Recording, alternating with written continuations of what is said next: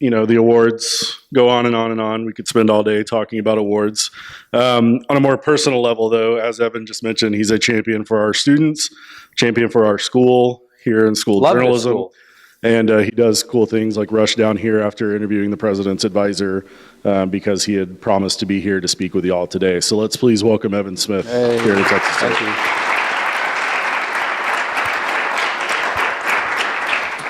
So since this is a Q&A on digital media entrepreneurship, what made you want to leave Texas Monthly and start your own thing? Well, the important thing to know is that I was going to leave Texas Monthly anyway. So in 07, so every year when I was running Texas Monthly, I got the staff together for a day-long editorial and photography and design retreat. Everybody who was under my area of the magazine, content creators, broadly defined. And some of the people who worked for us, not on staff, but who were on the outside, freelancers, contract people, would all come together, probably 75 or 80 people in total. And I'd bring in an editor of a major magazine out in the world that we admired, and I'd bring in a writer for a major magazine that we admired, and I'd have them come in and each for about an hour talk about the work that they did that we could possibly learn from. How do you do what you do? Why do you do what you do? And I would give a state of the magazine speech, like an annual deal, looking back and looking forward. And in about late 06, I'd begun to be really bored with what I was doing. I'd been at the magazine since late 91, and I'd been the editor since July of 2000. And at a certain point, when you've done one best barbecue restaurants cover, you don't need to do any more. And we had done sort of the same thing over and over, not in a bad way, but just the nature of magazines. And that kind of magazine is that you return to the barbecue cover, and then you do the weekends cover. And you might have a couple things that are particular to a given year, but at a certain point you go, I've kind of done everything I came to do a bunch of times. So I was beginning to be bored in this job and beginning to think about, I need to go do something else probably, because I'm coming to work a couple minutes later every day and I'm going home a couple minutes earlier every day. My body and my brain are telling me that I need to go do something else. So I get into the room on whatever the appointed day is in 07, and I start to talk about the magazine to the staff, and I get down to the end, and literally not scripted, I say, by the way, I'm really bored, and I'm going to begin to think about what I'm going to do next, and I feel like I owe it to all of you to tell you that, and I'll probably be here about 2 to 5 more years, closer to 2 than 5, but I'm going to begin to think about who's going to run the magazine next, and I'm going to groom the next person. And so I'm going to make sure that when the day arrives that I just don't want to come to work anymore, I'm going to pass the baton seamlessly so there's no interruption in service, right? And they all looked at me like I was crazy, and I walked out and I thought, God, I just dropped a big bomb on them. And I didn't actually intend to, but I thought the better thing to do was to be transparent about it. So in 07 and 08, I'm thinking full bore about leaving. And in 08, a venture capitalist friend of mine, now famously, came to me and said, I've got this idea that serious journalism needs to be saved. And the for-profit model is not doing a particularly good job of ensuring that the kind of serious journalism we need is out in the world. I think we have to blow up the model, come up with a new one. It ought to be nonprofit. And I haven't figured it out beyond that. Can you help? And I thought, well, all right, I'll help. I'll think about it with you. It'll be fun to just kind of bullshit about this for a period of time, whiteboard it, and then see where it goes. I have no interest in doing this myself. First of all, I don't know that it can actually be done. But second of all, I'm not really sure that I want to do this. And so over a period of a year, I began working with him on this, thinking about it and talking about it and saying, well, you could do this but not that, and maybe you ought to think about it this way, and maybe the narrow verticals of the content portion of this ought to be these but not those. And he kept saying, well, you really ought to be involved more. And I kept saying, I'm not really sure I want to be involved. And at a certain point, something switched in my head. A little bit like Dick Cheney looking for George Bush as vice president. I became the one I was looking for, right, and trying to help him think about who ought to run this thing. We were up for a National Magazine Award for General Excellence in 09. That's the Pulitzer Prize of the magazine business. And we had won once while I had been running the magazine. We were up again, and we won. But I didn't know that we were going to win. I just knew that I was going up to New York to the National Magazine Awards at Lincoln Center one night in late April of 09, sort of pondering whether I should go off and do this thing and leave Texas Monthly finally, because it was a little bit like jumping into the abyss. And they announced, and the winner is Texas Monthly. And so I go up to the stage at Lincoln Center, and no shit, what happens is I'm walking up there, and I involuntarily mouthed the words, "I quit," to myself. I had made the decision sort of psychologically, without really it being at the surface, that this was exactly the sign or the moment or whatever. Go out on a high note, take a valedictory lap, and or victory lap, make it a valedictory, and then just get the hell out. There's never going to be a better time. So really, So you pulled a Costanza. I'm just going to go with yes. That's exactly. I'm sure that all Seinfeld references are by definition good references. Look, there are, we in this business and in this life tend to romanticize things completely out of proportion with reality. I've come to describe this as a restoration hardware problem. We're all nostalgic for a time that never actually existed.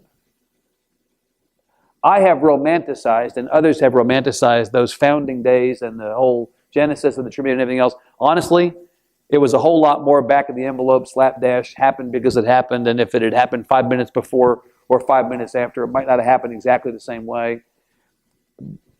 In some ways, I didn't go looking for this thing came looking for me, but I'm happy to get out in front of a parade marching in front of my window. Having made the decision in April of 2009 to go do this, I said, let's just go do it. And it was really a question of driving, maybe more than jumping into the abyss, like Thelma and Louise driving off the cliff, not knowing whether there was anything but after that to catch us. We all took the leap to do this without really thinking about what that would mean. And in so many ways these days, digital entrepreneurship, news entrepreneurship, social entrepreneurship, pick your preferred phrase. In many ways, the fundamental ingredient in that is a willingness to take risk and to not be too freaked out in advance about the consequences of failure. Because the buzzkill of all buzzkills in news entrepreneurship is caution. Caution is the thing that kills all awesome ideas. I think you committee things to death, you come up with a list of 100 reasons why something won't work, you talk yourself out of it. And I think that the real joy for us has been in throwing caution to the wind, saying we're going to do a bunch of things that may turn out to be great and be transformational, or they may not turn out to be that. But we're going to learn by doing them, and if they don't work, we're going to learn in failure, just like the cliche says. And so, in some ways, the most important aspect of why we did this and why I did this and how this got off the ground was a willingness to say we're going to fly without a net. And does the nonprofit model lead to or lend to that taking risks? Well, I don't know that it necessarily does. I think that the risk-taking is temperamental, is a more of a temperamental thing. Does your temperament permit you to be that person? Now, it helps if you have money in the bank and can afford to fail a couple times because you've got a cushion, not caution, cushion. I will say this. I think that the economic model of nonprofit news, as we have executed it and as we have experienced it, does allow for this. We're not in the business of reselling eyeballs to advertisers. That is what is the bread and butter of for-profit media. Reselling eyeballs to advertisers. That's where they make their money. We're no longer, that's all right. We're no longer in, I'm no longer in that business. I spent all my time at Texas Monthly. This is a little Texas Monthly, a small diversion. Texas Monthly had, for the entirety of the time I was there, 300,000 paid subscribers, paid readers. Many more people read it who didn't get it. You went to your doctor's office, it was sitting there, and the average, I think, is they estimate 7 people read a copy of a magazine in a doctor's office or what have you. But we had 300,000 people who paid for the magazine. We promised to advertisers, to marketers, people who spent money with us, that we were going to give them 300,000 sets of eyes paid on the magazine. Of that 300,000, 90% of those were subscribers, people who paid at the beginning of the year one time and that was it, and the magazine came to their house. So I didn't have to do very much to get those people every month because I had them from the beginning of the year on. The 30,000 that got me to 300, that got us to 300, were people who bought the magazine on the newsstand. And so for them, it was all about the cover, and it was all about the cover lines, and a good cover would sell great, and a bad cover would sell poorly. Good cover allowed us to get to 300 and beyond. Bad cover had us below 300, and so we had to go back to people to whom we promised 300 to say, Sorry we didn't make it. Bad, very bad.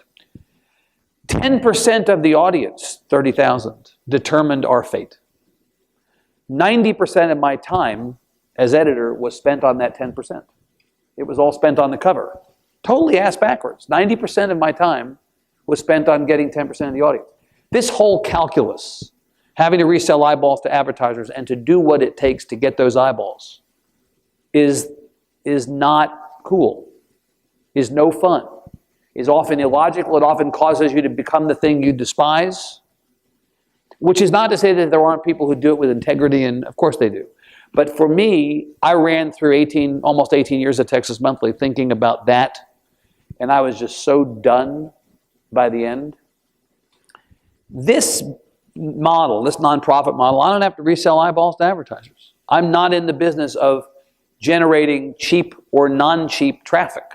I don't have to do slideshows of celebrities with 6 toes. I don't have to do local sports agate type scores. I don't have to do the kind of stuff that is really under the heading of, let's go get a whole bunch of people to have their eyes on this so I can go to whichever marketer or advertiser I've promised a number to and make and exceed that number.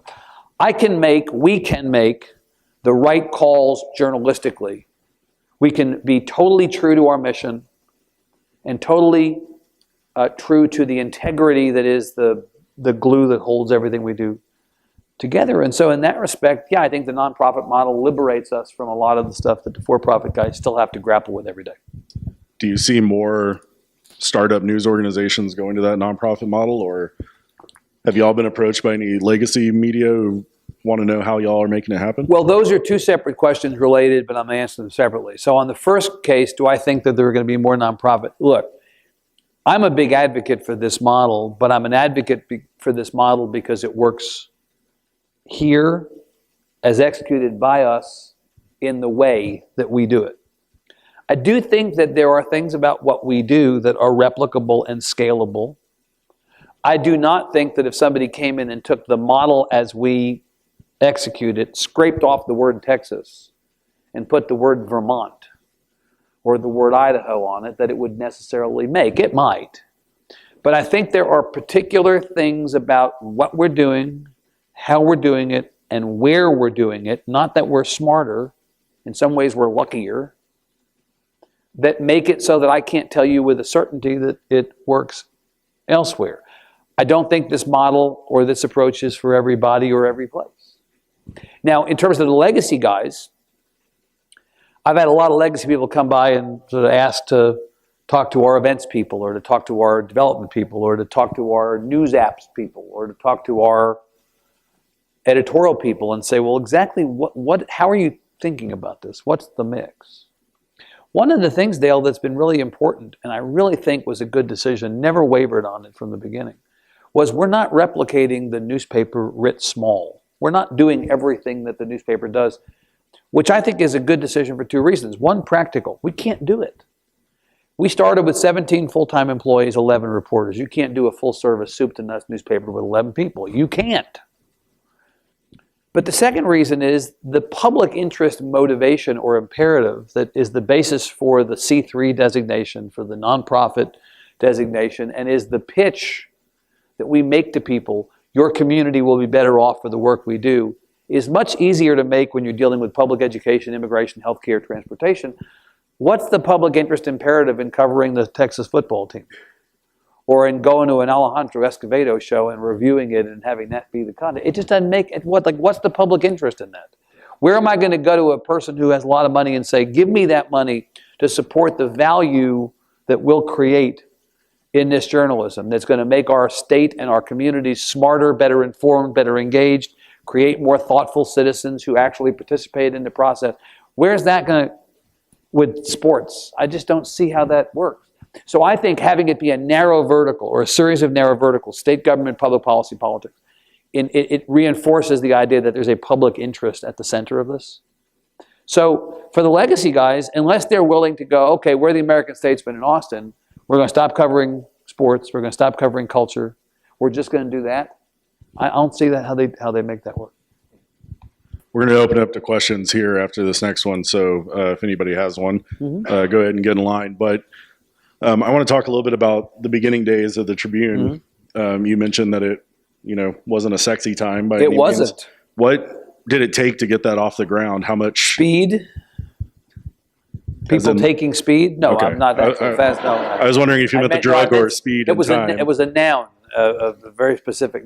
No, look, I have a. So here's the sequence. Here's the compressed time frame. I announced I was leaving Texas Monthly on July 17th of 2009. My last day was August 21st, a Friday. My first day at the Tribune was August 24th, a Monday. I worked in Joe's coffee shop at 2nd and Lavaca for a week at the counter. They put in plugs because outlet because it may be in it, I think, or at least I tell myself that's why it happened. We opened the office on September 1st. We launched on November 3rd. You could say that we built the website between September 1st and November 3rd. We basically built the website in 3 weeks. There was a whole lot of screwing around for the first few of those weeks. No focus group, no research, no feasibility studies, no nothing. It was entirely best practices as we imported them from our experiences, all of us, at previous media companies and jobs.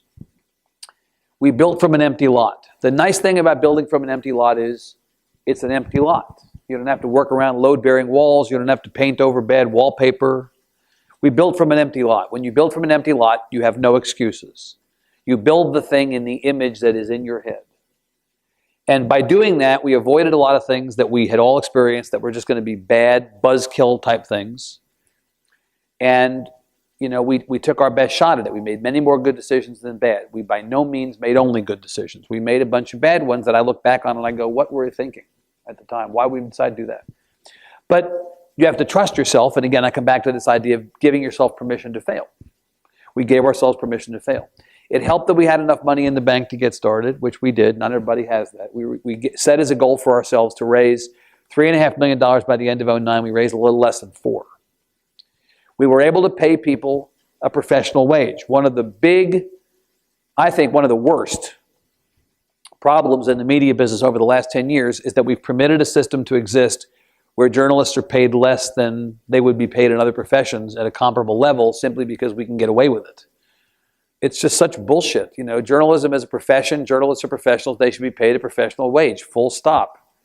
And so we committed at the beginning as part of this building from an empty lot thing, we're going to pay people competitively with not only other media companies, but industries at which they would be working at the same point. Because why shouldn't they earn enough to do this important work? So we had money in the bank we could actually pay people. So when we recruited people to come join us in this thing that had not been done before, we were able to say, and you're not taking a pay cut. So that was a big help. But there was not really a plan in that compressed time frame. Ross Ramsey and I sketched out on a big piece of butcher paper at a barbecue place. Well, what if we did this and we do this and then maybe you could do this? It was sort of like what was the equivalent of a site map in the months or weeks before we launched. And then we just did what we said we were going to do. We made a fantasy baseball draft list of everybody in the Capitol Press Corps who we thought if we could get them, who would you want? We got everybody we had on that initial list. And then we just said, let's put it up. The word then and now is iterate. When I ran a print magazine that came out every 30 days, we got it as close to perfect as we could make it. Never was actually perfect. And then it went to the printer, and then it came out the other end, and it went to people's houses. And if I saw something after we published it that I thought, shit, this could be better, or I should have done this differently, or we should have made this better, you couldn't fix it. Because there it is. It's ink on a page, and it's in somebody's house. Now, it's not over when you publish it. It's just beginning. So you get something up, and then you iterate. You come in behind, you revise, you improve, you update, you add to it. This is the SB Nation. I attribute this, Trey Brundred, who's on our board, who's the Chief Product Officer for Vox Media, SB Nation, Vox, Eater, Curbed, all those sites. They have been masters, grand masters at journalism by iteration. And we have, and the business has, I think by extension, an enormous amount to learn about being iterative in the work that we publish.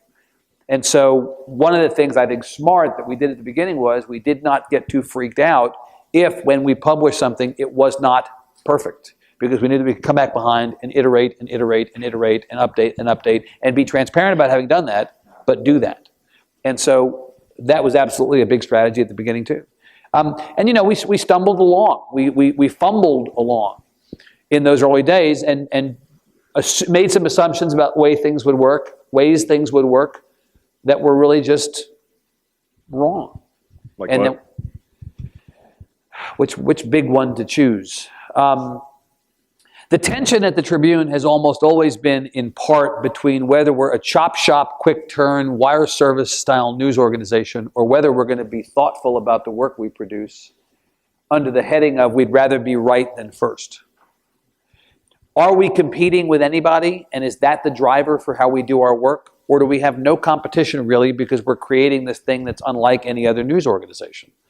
Do we want to be all daily news coverage and no investigative, or do we want to be all investigative, reporters in a windowless room for 6 months, come out when you win us a Pulitzer, and no daily? Or is there a way to actually fuse the two? I mean, a lot of those things have our strategy and our view of ourselves over time has gotten us to where we are, and we like where we are. But certainly at the beginning, there was this kind of like whipsawing back. Well, are we this? Are we that? What are we? Are we competing? Are we not competing? Are we going to collaborate with everybody? Are we not going to collaborate? Do we want to collaborate? Is it ultimately a good thing for us to be spending all of our time on these projects with other news media when in fact we should be producing our own stuff? Are we an aggregator? Are we not an aggregator? How deeply do we want to get into multimedia creation? Or are we simply going to pawn off of what other people are creating and post that stuff? So do we want to have crews of people who are responsible for shooting and producing effectively broadcast quality stuff? Or do we want to have our multimedia be entirely stuff that other people create that we aggregate and bring into the stream?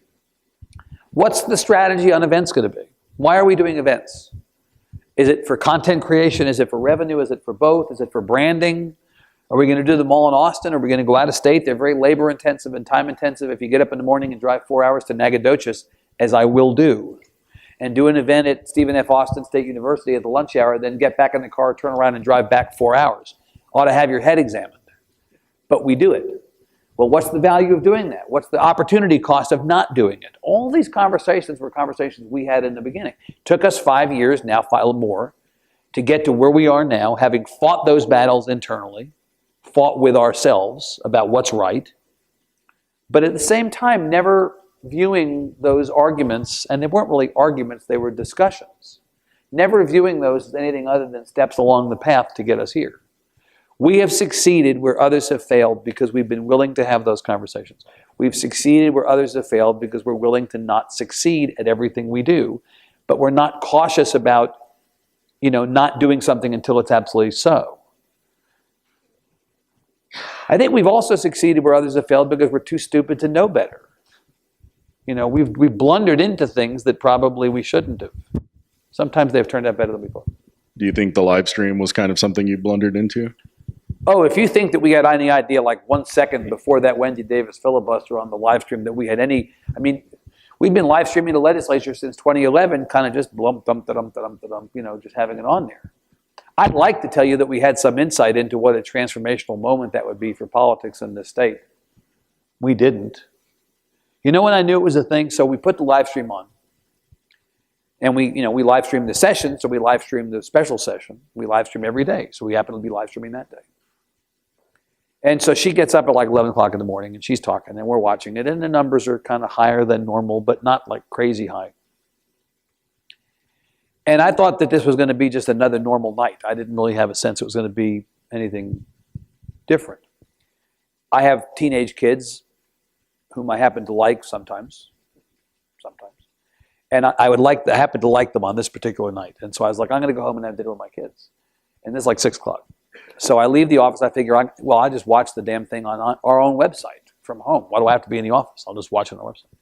So I'm sitting there and the computer's on, we're eating dinner, and I see that the president has tweeted something special is happening in Austin tonight, and he links to the Tribune homepage. And I thought, okay, this is now officially a thing. And it went, and the upshot of it was that we had about 180,000, more than 180,000 people on the website at one point on the live stream. We outgrew MSNBC in the ratings that night, which it turns out is not that hard to do. I didn't know it, actually. Apparently, we're outdrawing them now on this. But it was a thing.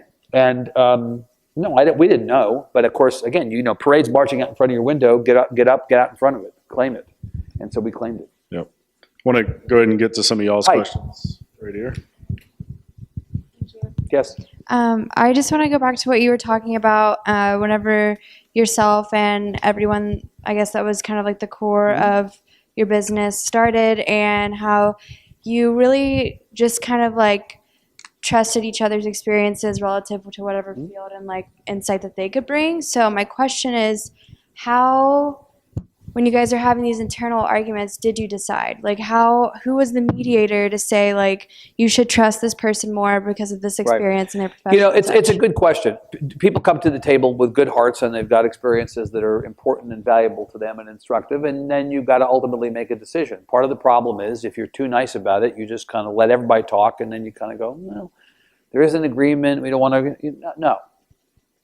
There's time for that, and then somebody has to make the decision. So I'm the CEO. What does that mean? Well, among the things it means is I get to make the decision. Not because I'm crazy with power, but because somebody ultimately is paid to make that decision. The fish rots, as they say, from the head down. Ultimately, the person at the top is given the credit undeserved or the blame undeserved, but somebody has to be the person at the top. And so I'd go in and listen and say, okay, this, and then go, okay, I think it's going to, and here's, but I also be transparent about the process that gets you there and make decisions. But I'm really willing, in a way that surprises me even to this day, to delegate the decision making or the responsibility to other people, because I'm not the smartest person there. I have no hesitation to say I am not the smartest person in that office. The success I think that a lot of organizations, not just media organizations, have is in part a factor, I think, of the willingness of the person at the top to acknowledge that they're not the smartest person there and to hire people around them who are smarter or who are better or more expert at things. It's not the Evans show. And thank God it isn't. It'd be a lot better for everybody if it were never that. And so I think Emily Ramshaw, the editor of the Tribune, at 33, I'm just going to assert one of the 5 most important women in the news journalism business in the whole country. And the people who run various, Rodney Gibbs is kind of a dip. I only say that actually because I know he was here. No, Rodney Gibbs and the people who run our news applications group, the 4 people who do data applications for us, Ryan Murphy leading that group, Amanda Krause, and the people who run our technology department, these are all very smart people. And I think I'd rather they be the ones to ultimately make those decisions. But in the early days, it was mostly my saying, okay, I'm going to sort of mediate this and then go, okay, let's go this way. Could have gone a different way. Might have gone better. Might have gone worse. We have another question. Jordan's got a question back here. Run, John, run. Crossover.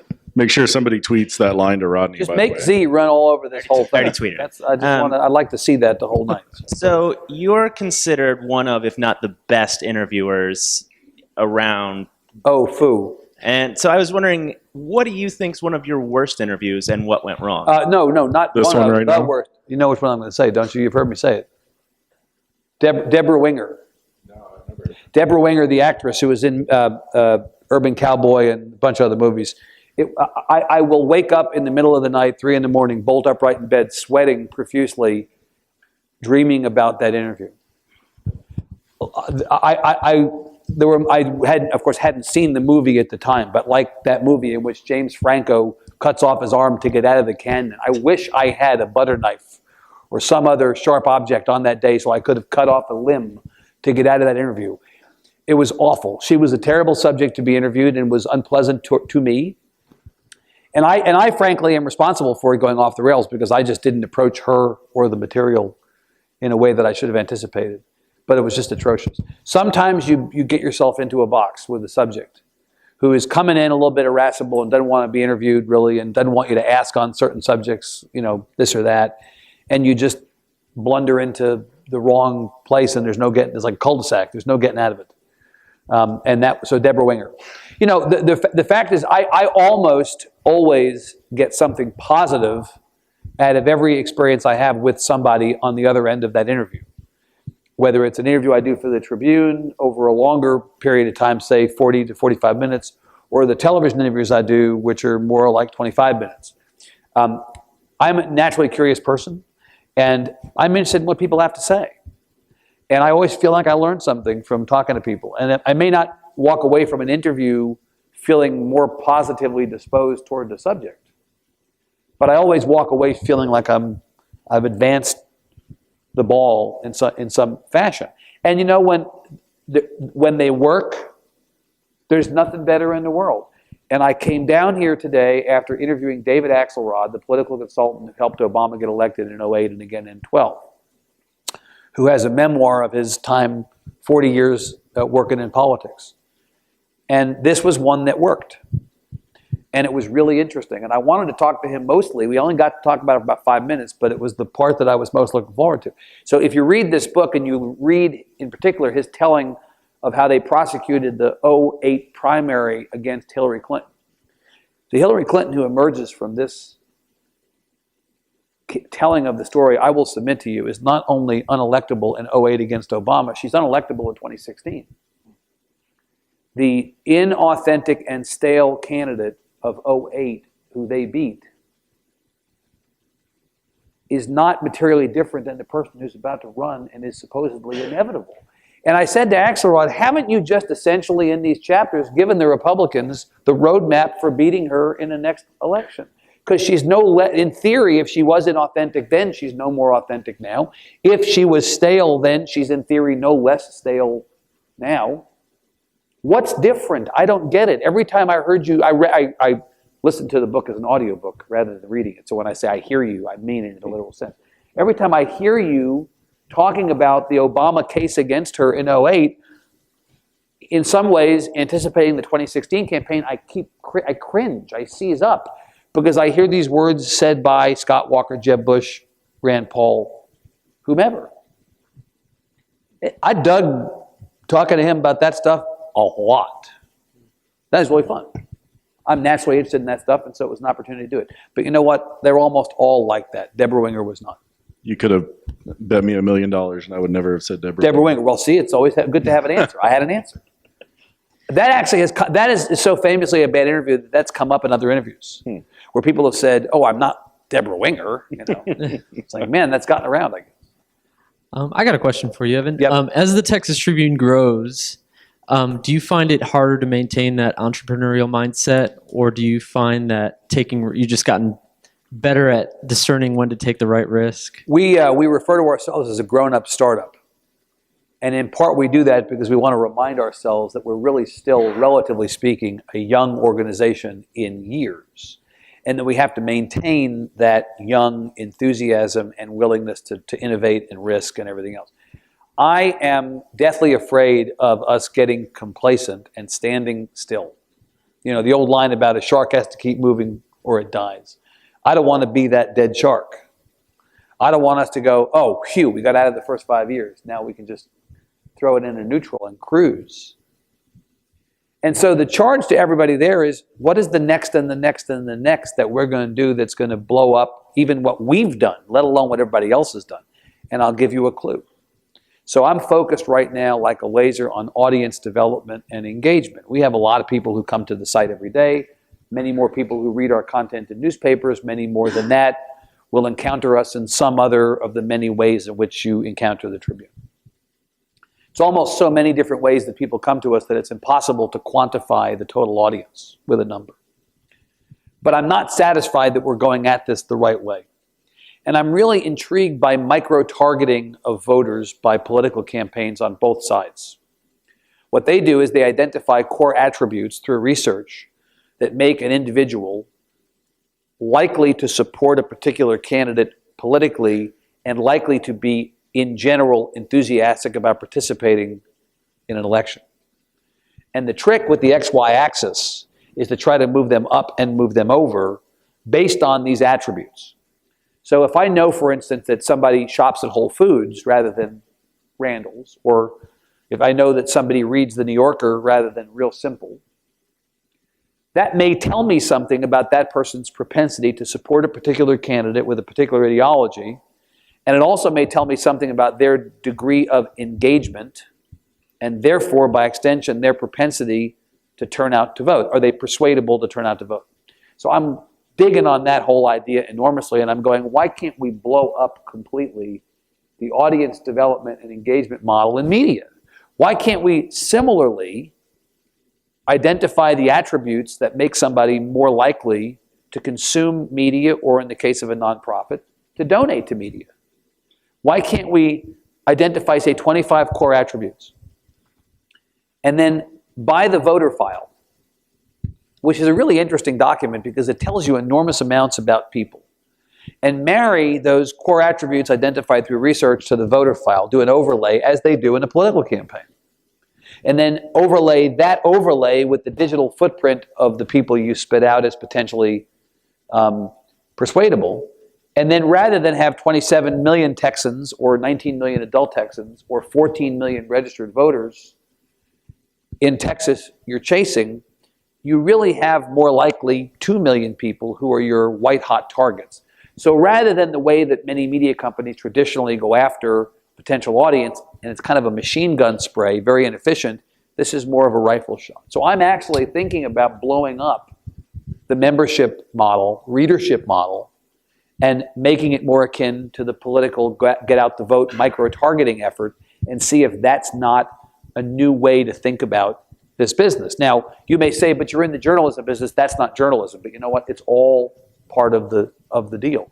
And so I'm trying hard 5 years in not to get stuck in thinking about things the old way.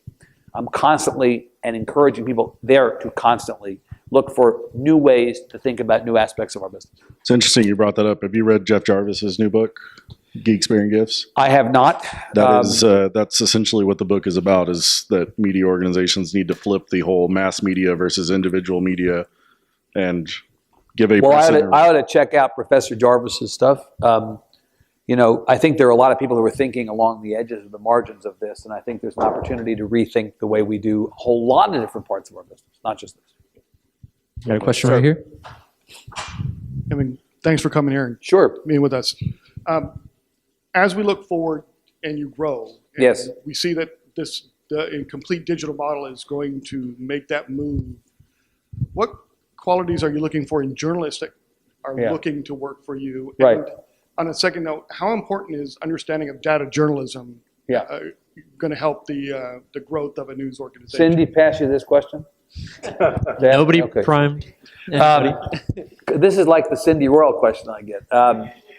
It is a good question. So let me take the first one first. I'm going to give you an answer I've given many times before on the first one. So I believe that anybody I hire these days for any job of any kind, but especially journalism jobs, has to be a Swiss Army knife. I've used this phrase before. I want somebody with a whole bunch of different tools that can be deployed as needed. And they may not be deployed every day. They may not be deployed every month. You may deploy them once a year. You may deploy them once every 3 years. But if you need that corkscrew or that toothpick in the Swiss Army knife, you know it's there. Somebody coming out of a program like this one, or somebody coming out of any program or any college, any university, come work for us. I want some combination of the following things. I want someone to be comfortable with a flip phone or an iPhone or a video camera or some device that records video. I want them to have basic, not Scorsese and Coppola level filmmaking skills. I want somebody with basic ability to shoot video and basic ability to edit video. I want somebody with the same basic skills on audio. I want you to be able to go record something, edit it, and provide me with something that is usable, publishable, or so on. I want somebody who can take a photograph. No fingers or thumbs, in the picture. I want somebody who can take a picture and can ultimately provide something that is publishable. Doesn't have to be Annie Leibovitz. It ought to be publishable. I want someone who has facility with basic HTML stuff. Basic. Not super deep and detailed. Basic. Because you're going to work in a content management system. You're going to work in the back end of a digital news organization, and you're going to have to get your fingers into the grease. And I don't want you to have to go, I can't do this, I need somebody with a no. These jobs don't allow for you to have people around you to come and do those sort of specialized tasks. I want basic stuff. Of course, I want somebody who can write. And by that, I really mean just put together information, subject, verb, object, tell a story. You'd be surprised. And I want somebody who can think. And that maybe is the most important piece of the puzzle, and that's a tool. I don't want to speak ill of journalism, undergraduate education, or communications. There's good and there's bad in everything. I'll observe simply that I'm a liberal arts guy. Came out of liberal arts, undergraduate. And I think the people who are generally curious about the world and about a great number of topics, who know a little about a lot rather than a lot about a little, are the ones who do the best for us. You know, there was a period of time when you hired generalists, then it became specialists. I think we're back to generalists. You want to be able to throw anybody you hire into a situation and say, go. And that requires a certain amount of skills, and it requires a certain level of curiosity and a disposition to be willing to go figure stuff out. And I think, you know, this is not so much a tool, although it kind of is. I like problem solvers. I like people who you tell them, this is going to be hard, but I need you to do blank, or I need you to figure out blank, or I need you to find blank. And then they just go do it. People who are self-motivated, self-directed. People who don't need you to stand over their shoulder. You know, and that's not everybody. And this stuff is hard. I do not dispute that this work is hard, and it is not for everybody. But the people who, the question was, people who succeed are those people. Now, to the data journalism question, you know, it's a layup, of course. I think that data journalism is an essential component of news journalism today, full stop. People who are, you know, I don't like to do math, but I acknowledge that numeracy, as somebody, Alberto Cairo or somebody said recently, numeracy is as much of a valuable skill as literacy in journalism these days. And the people who shy away from that stuff just because it's too hard, or I don't like to have to do that, well, you're opting out. You're self-selecting out. Now, you don't have to be Ryan Murphy or Becca Aronson or any of the people who are doing this nonstop 24/7. This is what they do. But think about what data journalism really is. It's data mapping. It's visualization of data. It's a non-traditional method of storytelling. But it's an effective method of storytelling. And in some ways, it's more of an effective method because it differentiates itself from traditional methods and therefore may get more people's attention by virtue of being differentiated. It is simply another way to tell a story. And I just think you want to have that as part of your arsenal coming in. You want to at least be comfortable with the idea of it. And you want to, more importantly, be willing to collaborate with people who can do it. There is where the magic happens, I think, in a lot of cases with us. We have a newsroom full of reporters. We have a newsroom full of news applications people. We have a newsroom full of programmers, technologists, call them what you want. We have a newsroom full of designers. The magic happens not when they work in silos, but when they work collaboratively. And we give bylines on our site all the time to programmers, to data journalists, news applications people, to designers, because they're every bit as consequential to the creation of content and the success we have as the traditional journalists are. We make no distinctions. Fair answer? Good. One thing I want you to address to them is they hear a lot of negativity about journalism, about the state of journalism. You're one of the kind of the shining lights of positivity in journalism. How do you maintain that attitude? I just think that's so lazy that people say, oh, this is a terrible time to go in journalism. Oh my God, you all lost the generational lottery. It was so much better in the old days. Bullshit, it was so much better in the old days. This is that restoration hardware problem. It was never better, it was just different. And the conditions on the ground were different.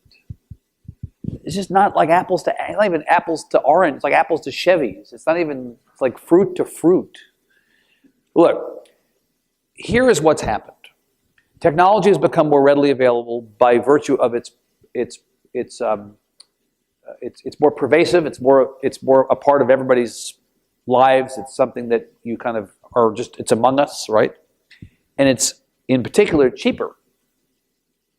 So you have access to a smartphone or to a computer or to any number of devices that allow you to create media today, more readily available to you than at any time in anybody's lives ever. And think about that 5 years ago, there were no iPads. There were no tablets 5 years ago. When we started the Tribune, you were just beginning to see the emergence of that now, like, that's so last year, a tablet, you know. But just 5 years ago, there were basically no tablets, right? I mean, the first iPad, the first generation iPad, might have just come out.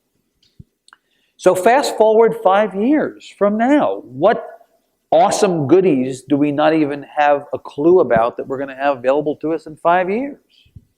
You are the luckiest generation of soon-to-be graduates there has ever been on Earth for 3 reasons. The first is that because of easy access to technology, you have the ability on the day you graduate to create awesome things that you would not have been able to create before. To completely circumvent the whole, you have to work your way up the ladder process of getting into the business. You can be as important on the very first day you're out of college as the New York Times. In that first day, because of cheap and easy access to technology. And that's reason number one. Reason number two is we, by which I mean old people, are still figuring this stuff out. You, by which I mean young people, practically have USB ports on the sides of your heads. You were born in a world in which you've only known texting and social media and file sharing and all this crap. It is second nature to you. It is most assuredly not second nature to us. We need you more than you need us. The fiction that's been perpetuated by people who are negative about the media business is that somehow you all are going to be, you know, entering this moment of chaos, and by virtue of it being chaos, you're not going to be able to find a toehold in the business professionally. When in fact, the exact opposite is true. Because of the chaos, we need you to show us the way. So you have enormous advantages that we and any generation that preceded you really didn't have. And that's that you have these mad skills. And those are absolutely in demand, right? So that's the second reason. I think the third reason that you have a fantastic moment to graduate is that the news business changing as it is means that all bets are off. All rules, all assumptions about the way you do this have been obliterated too. So easy access to technology, your inherent technological awesomeness, and a total upturning of the apple cart in terms of how this is done, it's just a totally new, it's a new world. You get to build from an empty lot also. So if I could trade with you, go back to 1987 when I got out of college, or 88 when I got out of graduate school, and be that guy, or be you now, I'd rather be you now. Because the opportunities are really pretty enormous. Now, there is one big thing. You got to be willing to take them. You got to be willing to go out there and do it. Not going to be handed to you. There are no engraved invitations. And if you assume that there's going to be an engraved invitation, you will be disappointed. You've got to take the initiative. But if you take the initiative, I think it's the best time in the world to graduate. You may have been aware of the discussion we were having before you arrived on net neutrality. And as a content provider, I'd like to know your take on net neutrality. You know, as a general rule, my position, Cindy, is on a subject about which I have no opinion. My response is, I have no opinion. I have no opinion. And I know that by virtue of having no opinion, that probably makes me lame. But I think that the jury is still out on net neutrality conceptually. I tend to probably be more for it than against it by disposition. But I'm not an expert on this, and I can't really be your source on it. I'm sorry. Oh, it's all right. When Rodney was here, JC asked him. Oh, he has an opinion on it, I'm sure. Yeah, that guy. JC asked him about a statement he made a while back that the Tribune was a tech company that dabbled in journalism. Do you agree with that? I think I'm closer to him than you might think on that. I think we're a technology company as well as a media company, and that candidly, no media company these days is also not a technology company, or at least no successful one. I have this funny, I've been talking about this a lot lately. So I get to Texas Monthly in late 91. I was telling my 14-year-old son this story on the way to school today. And I had to explain to him what America Online was, which was so hilarious. There used to be this thing called America Online. So I got to Texas Monthly in late 91. And I was saying to him that when I got to Texas Monthly, there was really not, as we know it now, an internet. I mean, there was an internet. But there wasn't an internet. There wasn't email. There weren't websites. It just was this like science, like Jetsons stuff. What was this? But my wife and I, then unmarried, were interested in this concept of the internet and of email, and so we were kind of early adopters. So we had an AOL account that allowed us to send emails to the 5 people who had email accounts. And at some point in like 1993, I went to the editor of Texas Monthly at the time, Greg Curtis, and the publisher, Mike Levy, and I said, you know, this email thing, I think it's going to be a thing. I think we ought to start accepting letters to the editor by email. And I think we ought to print an email address that allows people to not only send what we now in this world think of as snail mail, hilarious, letters, we ought to have them, give them an opportunity to send email. Ugh. So, okay, fine. So next month I went back to them and said, I think this email is a thing. Yeah. So 3 or 4 times I went to them and they were not interested. And you know, the thing about AOL in those days was that you could have a second screen name and go to your account. So I thought, screw it. And so I created TX Monthly at AOL.com, and then without telling them, published it in Texas Monthly on the letters page. Send letters to the editor to, street address, or send them electronically at blank. And so we got like 1 the first month, and then we got a couple more. And then eventually I was able to go to them and say, see, I mean, they didn't have any clue that we'd done this. I was telling this to my son today, and he was like, just like, what are you talking about? There was a time when people didn't do this? I mean, for my son's generation, email is so over anyway. It's like a thing that's already like come and is no longer a thing. And then I was saying, and then we hired this guy to be our first webmaster in 1995. And we had a website, and it was this thing that nobody, what was it? So this guy who was our first webmaster has gone on to run the Kindle division at Amazon, and is now just back from Seattle and is now running the wearables division of Under Armour. Also such a 2015 concept. That a clothing company has a wearables division. I thought all clothes were wearable. No, it's about technology and the whole thing. And I was saying, so you know, my friend Paul, who you've known for all these years, Paul was our first webmaster, you know. It just freaks me out to think of all of those days kind of coming up to now, and how different the world is. And the idea that a media company would not have also been a technology company all along is just so weird. And in a lot of ways, I love my friends at Texas Monthly. I think they're still 20 years later. I think they're still struggling with it. And I think they're not alone in struggling with it. Fortunately, because we were digital first, that's how we started. We never had a position of having to go, we were never in a position of having to adapt. It was the thing that we knew. It was the only thing we did. So, Probably got time for one more question. Anybody have one? If not, I will go ahead and ask. So what's next for you? Have you got that itch yet? Stop. Don't get me in trouble. No, you know, I'm really excited about the work we're doing, and I feel very energized by it. And I'm not beginning to think about, you know, I get all the calls when there's a deanship open. No, I haven't gotten that call, but you know, Northwestern, my alma mater, called, and Berkeley called, and now I keep getting emails from the person doing the search at TCU.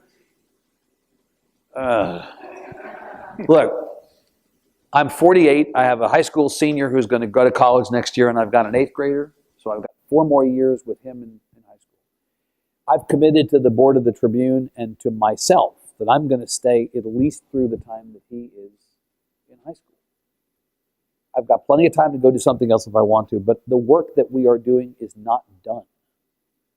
And the development of this as an organization and as a model is not done. And so, like everybody in every job, I have good days and bad days. And I have times when I think, Jesus, this is hard. Or I got to be in Austin all day and doing all the stuff and then run to do TV and then run down to Texas State and then go home and pack. And I'm on the 7:30 flight to Harlingen tomorrow, and I'm going to be in the Valley for 2 days running from here to there and back again, and 2 events that we're putting on and thus and such. And it's like, just, enough, stop. If I wanted an easy life or a different life, I would have chosen one. And that's why my attitude is, this is fun and I enjoy doing it. It's energizing. It's having an impact. I'm proud of the people I work with. I'm honored to work with them. So nothing soon. That's it. Let's end with the best piece of advice you can have for the future entrepreneurs in the class. Show up. This is a great story. So the previous editor of Texas Monthly, Greg Curtis, who was not a particularly demonstrative or expressive person, brilliant guy, great friend, but not personality-wise, I'll talk about anything, right? So he was a little harder to read. And I had this sense of when one president leaves office, the tradition is, or at least that's the tradition we've been told, is to write a letter to the next occupant of the office and put it in the desk drawer. So as Greg was getting ready to retire as editor of Texas Monthly in the summer of 2000, I said to him, do you have any advice for me? Kind of like that. And he thought about it and he said, show up. And I thought, okay, what in the hell does that mean? Does he mean like come to work? Because I knew that. And I thought about it for a while, and I realized that what he meant was show up, be present. Come to the office every day in uniform, swinging the bat with a donut in the on-deck circle. Be engaged in the work you do. Don't waste the opportunities you're given. Show up. And I thought, cool, that's good. And so I think actually I can't do better than that advice. You have a limited amount of time in this life under the most ideal circumstances. You have a limited amount of time in a job under the most ideal circumstances. Use the time you have to do good and to do what you came to do and to expand the footprint of what you can do. And that requires you to come in every day and be engaged, fully engaged. And I just think that there are people who come in, and I've had a couple of them work for me, who think that getting the job is the end, when getting the job is the beginning. And the people who succeed are the ones who show up. So I'd say that's the best advice I can give you. All right, we're going to let Evan go home and Right. catch dinner with his family. Thank him for coming in. Thank you. Thank you. I hope that was what you wanted.